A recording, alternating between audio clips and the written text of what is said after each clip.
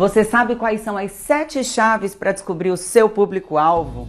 Olha, eu vou passar hoje aqui para vocês, porque muita gente já tem uma ideia de quem é o público-alvo, mas contra números não há argumentos. Eu preciso definir isso de forma estratégica para tomadas de decisões assertivas, para você conseguir colocar o seu produto e serviço na mão do seu consumidor. Tem muito produto, muito serviço hoje em dia.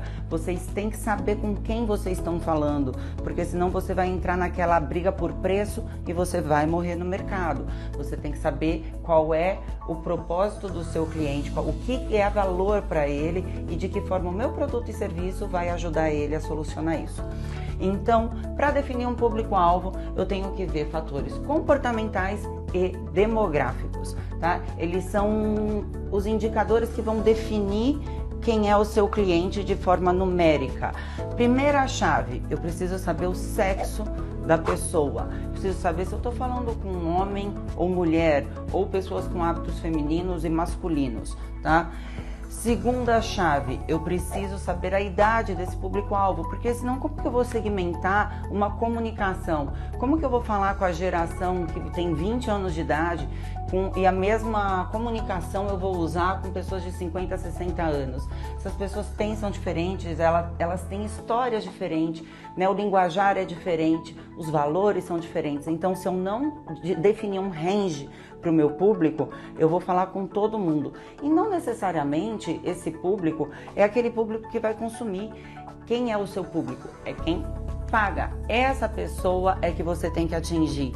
Essa pessoa é que você precisa gerar valor. Se ela é impactada através do outro, legal. A sua comunicação, ela vai fazer esse contorno, mas você precisa saber quem é que bota o dinheiro na mesa. A terceira chave para definir de forma específica o seu público-alvo é a formação. Eu preciso saber qual a linguagem que eu vou usar. É sempre para definir onde eu vou encontrar e como eu vou conversar, tá? Eu preciso saber o que essas pessoas pensam, o que elas sentem, aonde elas vão.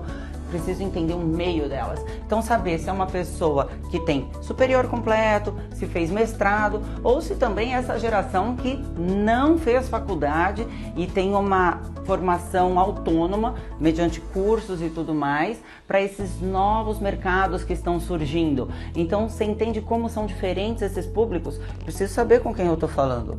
Localização. Onde você quer vender o seu produto? Não adianta eu pegar e impulsionar, por exemplo, no Instagram, no Facebook, uma campanha e botar para o Brasil inteiro. Eu vou perder muito dinheiro. Eu preciso saber aonde o meu público está.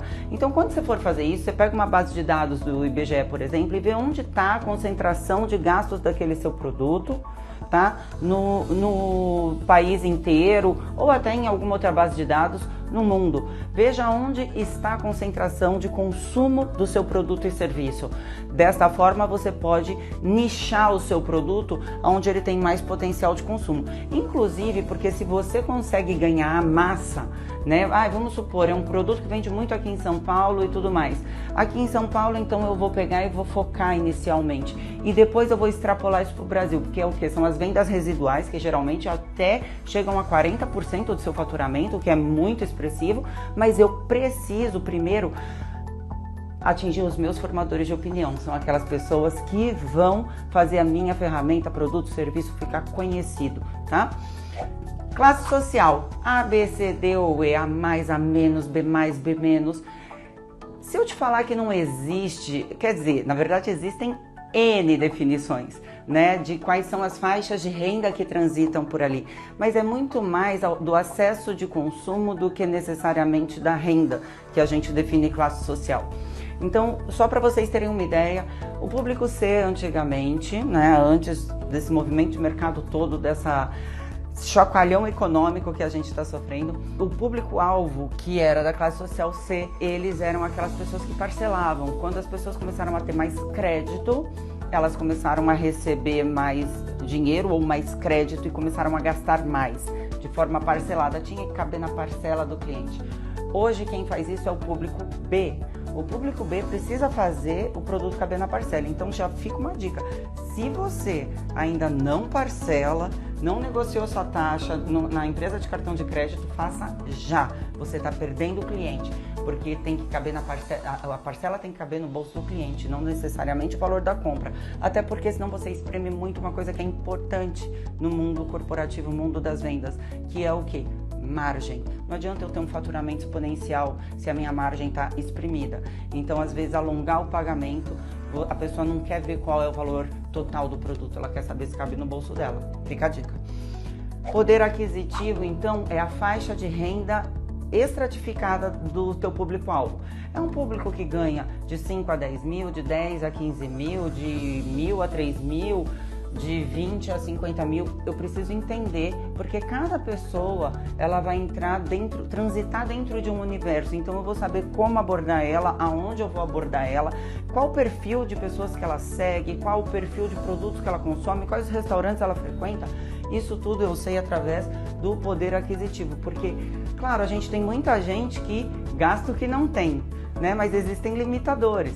Então, assim, se eu tenho, por exemplo, 10 mil reais ali por mês e eu tenho um apartamento de 5 milhões, não vai adiantar eu impulsionar, me comunicar com pessoas que têm essa faixa de renda. Eu vou jogar meu dinheiro fora. Eu vou criar pessoas o quê? Com vontade de ter aquilo, mas não necessariamente quem, mais uma vez, bota o dinheiro na mesa. Hábitos de consumo.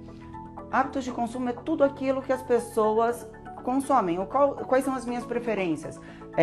Gosto de tênis, gosto de carro. Então, aquele cara que vai comprar um apartamento de 5 milhões, por exemplo, para uma imobiliária, eu preciso o quê? Saber aonde que ele gosta de transitar, no sentido o que ele gosta de consumir. São pessoas que gostam de carros? Que carros são esses? E aí eu vou conseguir traçar uma estratégia de associação de marcas. Eu preciso saber exatamente quais os gostos para eu saber o que colocar na minha divulgação ou aonde eu vou encontrar essas pessoas. Preciso saber quais são os hábitos de consumo dessa pessoa. E também em hábitos de consumo, tal como ele compra isso, como ele paga, que foi aquilo que eu acabei falando aqui no Poder Aquisitivo, mas a forma de pagamento, como ele paga, também entra aqui.